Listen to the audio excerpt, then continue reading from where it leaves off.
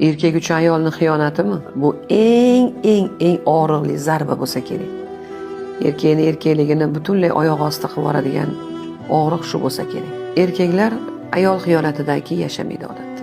Chunki erkakning xiyonati bilan ayolning xiyonatining farqi borda. Erkak xiyonat qilib turib ayolini sevishi mumkin. Ya'ni erkak shu uchun xiyonat bu jinsiy yaqinlik xolos. Ayolning xiyonati bu tanlov.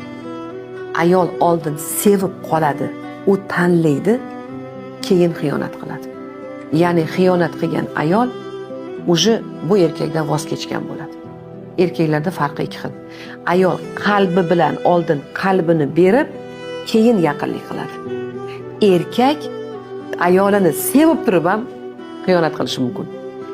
Ikkalasidan ko'ra ayolniki og'riqliroq, chuqurroq bo'ladi.